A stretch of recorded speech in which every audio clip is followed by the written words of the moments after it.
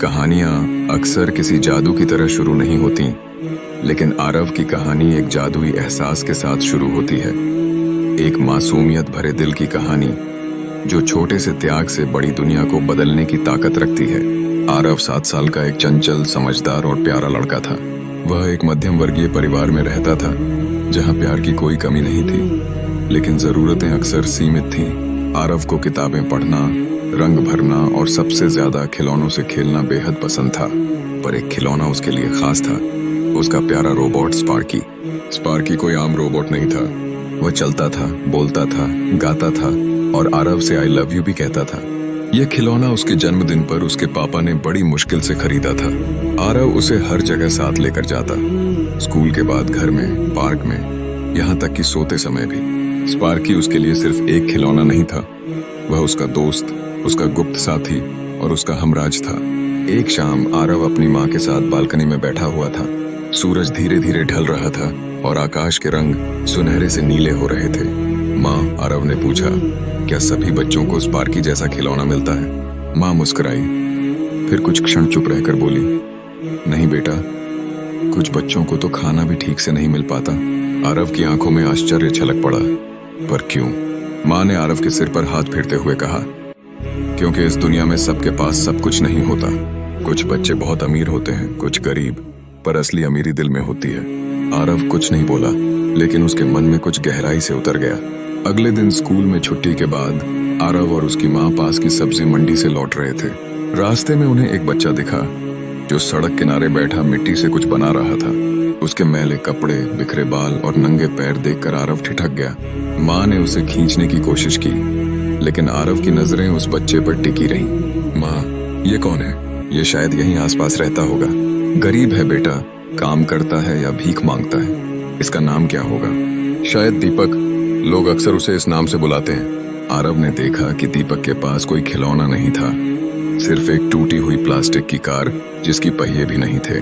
उस रात आरव सो नहीं सका। उसने स्पार्की को पास रखा और उसकी आंखों में झांकते हुए पूछा, क्या मैं तुम्हें किसी और को दे सकता हूँ? क्या तुम उसे खुश रख पाओगे जैसे मुझे रखते हो? स्पार्की कुछ नहीं बोला, लेकिन आरव को महसूस हुआ जैसे उसका दिल कुछ कह रहा हो। सच्चा दोस्त वही होता है जो जरूरत के वक्त साथ दे। अगली सुबह स्कूल जाते समय आरव की नजर फिर उसी लड़के पर पड़ी।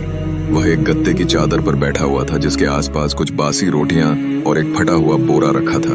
आरव की आंखों में करुणा तैर गई। उसने माँ का हाथ दबाया और कहा, माँ, क्या मैं उस बच्चे से बात कर सकता हूँ? माँ थोड़ी चौंकी, लेकिन फिर सिर हिलाकर बोली, ठीक है, लेकिन ज्यादा पास मत जाना। आरव धीरे धीरे दीपक के पास गया। दीपक ने ऊपर देखा। उसकी आंखों में एक झिझक और आश्चर्य था। शायद उसे उम्मीद नहीं थी कि कोई उससे बात करेगा। तुम्हारा नाम दीपक है? आरव ने पूछा। दीपक ने धीरे से सिर हिलाया। तुम्हारे पास कोई खिलौना नहीं है? आरव ने मासूमियत से पूछा। दीपक हंसा, लेकिन वह हंसी उदासी से लिपटी हुई थी। मेरा खिलौना मिट्टी का है। देखो, उसने एक मिट्टी का बना आदमी दिखाया जिसके हाथ आधे टूटे थे। आरव ने वह मिट्टी का खिलौना ध्यान से देखा और उसकी आंखों में कुछ भीग सा गया। उसने जेब से एक छोटी सी चॉकलेट निकाली और दीपक की ओर बढ़ा दी। दीपक ने पहले मना किया, लेकिन आरव के मुस्कुराने पर वह हिचकते हुए ले लिया। तुम बहुत अच्छे हो, दीपक ने कहा। आरव कुछ नहीं बोला, लेकिन उस दिन स्कूल में उसकी किताबों से ज्यादा उसके दिल में सवाल गूंजते रहे। क्यों कोई बच्चा ऐसे जीवन में जीता है? क्या स्पार्की उसके लिए अच्छा दोस्त बन सकता है? शाम को आरव ने अपने कमरे में जाकर स्पार्की को फिर से हाथ में लिया। वह सोच में डूब गया। उसके लिए स्पार्की सिर्फ एक खिलौना नहीं था, बल्कि उसके अकेलेपन का साथी था। लेकिन क्या वह अब अकेला था? क्या वह दीपक को वह खुशी नहीं दे सकता था जो कभी उसे मिली थी? उस रात माँ ने देखा कि आरव चुपचाप खाना खा रहा है। वह सामान्य रूप से बहुत बातें करता था, स्कूल की, दोस्तों की, स्पार्की की, लेकिन आज कुछ अलग था। क्या बात है बेटा? माँ ने पूछा। आरव ने सिर झुकाया और कहा, माँ, क्या मैं स्पार्की दीपक को दे सकता हूँ? माँ कुछ पलों तक कुछ नहीं बोली। वह आरव को देखती रही, फिर धीरे से मुस्कुराती। अगर तुम्हारा दिल कहता है कि उसे जरूरत है तो जरूर, यही सच्ची इंसानियत है। आरव की आंखें चमक उठीं, लेकिन कहीं अंदर हल्का सा दर्द भी था। वह अपने सबसे प्यारे दोस्त को विदा करने जा रहा था। अगली सुबह सूरज की पहली किरण आरव के कमरे में दाखिल हुई और उसने देखा कि उसका प्यारा स्पार्की उसके बिस्तर पर पड़ा था। बिल्कुल वैसा ही जैसा पिछली रात को था। आरव ने उसे अपनी बाहों में लिया और हल्के से मुस्कुराया। उसे यह एहसास था कि वह आज कुछ बहुत खास करने जा रहा है। स्पार्की ने उसे हमेशा खुश रखा था, लेकिन अब वह किसी और को खुशी दे सकता था। दीपक की आंखों में जो दर्द था वह आरव के दिल में घर कर चुका था।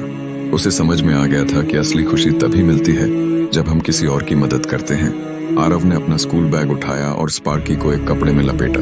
उसे यकीन था कि वह सही कर रहा है, लेकिन दिल में एक हल्का सा डर भी था। क्या दीपक सच में इसे सही से संभालेगा? क्या वह इसे उतनी ही खुशी से खेलेगा जितना कि आरव ने किया था? आरव अपने घर से बाहर निकला और दीपक के पास पहुंचा।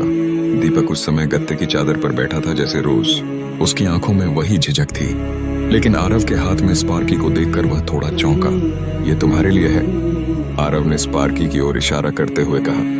दीपक ने धीरे से उस खिलौने को अपनी हथेली में लिया और उसकी आंखों में आंसू थे। वह शब्दों को पचा नहीं पा रहा था।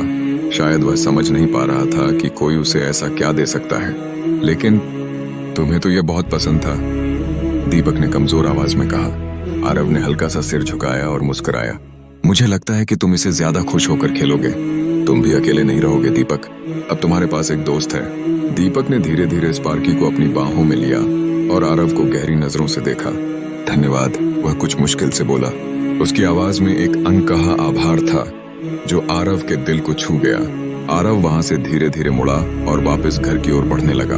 उसका मन हल्का और सुकून से भरा हुआ था, लेकिन उसके अंदर एक नई ताकत भी आ गई थी। उसने अपने सबसे प्यारे खिलौने को दीपक को दिया था, लेकिन उसे यह महसूस हो रहा था कि इस छोटे से त्याग ने उसकी दुनिया को बहुत बड़ा बना दिया था। घर लौटते वक्त आरव की माँ ने देखा कि उसका बेटा बहुत खुश था। उसकी आंखों में चमक थी और वह जानती थी कि आरव ने एक बड़ा कदम उठाया था। कैसा रहा तुम्हारा दिन? माँ ने मुस्कुराते हुए पूछा। आरव ने गहरी सांस ली और कहा, माँ, मुझे लगता है कि मुझे अब पता चल गया है कि असली खुशी क्या होती है। तुमने आज जो किया वह किसी बड़े काम से कम नहीं है, माँ ने कहा। तुमने जो त्याग किया है वह तुम्हारे दिल को और भी बड़ा बनाएगा। आरव ने सिर हिलाया और अपनी माँ की बातों पर मन ही मन गर्व महसूस किया। उसने सोचा कि कभी कभी हमें अपने सुख और संतोष को छोड़ने का साहस दिखाना पड़ता है, ताकि दूसरों को वह खुशी दी जा सके जो उन्हें चाहिए। लेकिन आज आरव को यह समझ में आया कि असली खुशी दूसरों के चेहरों पर मुस्कान देखकर ही मिलती है, और यह खुशी जितनी बड़ी होती है उतना ही दिल से प्यारी होती है। स्पार्की अब दीपक के साथ था। उसकी दुनिया में एक नया उजाला लेकर आया था।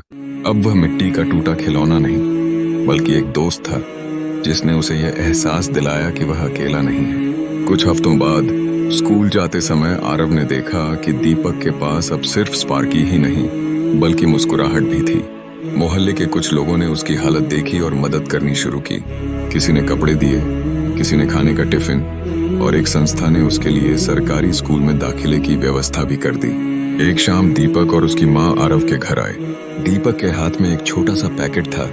उसमें एक मिट्टी का नया खिलौना था जिसे उसने खुद बनाया था। ये तुम्हारे लिए है, दीपक ने कहा, ताकि तुम्हारे पास भी मेरी दोस्ती की निशानी रहे।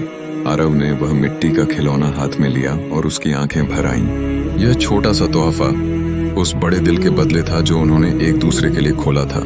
माँ ने दोनों बच्चों को गले लगाया। उस पल एक बात बिल्कुल साफ थी, इंसानियत, दोस्ती और त्याग की ये कहानी हमेशा उनके दिलों में रहेगी। आरव ने सीखा कि सच्ची खुशी देना ही सबसे बड़ा उपहार है, और दीपक ने जाना कि किसी एक की मदद से भी जिंदगी बदल सकती है। कभी कभी हमारा सबसे प्यारा खिलौना किसी और की दुनिया रोशन कर सकता है। जब हम किसी के लिए कुछ छोड़ते हैं तो हमें खोना नहीं बल्कि और ज्यादा पाना सिखाया जाता है। प्यार, अपनापन और इंसानियत।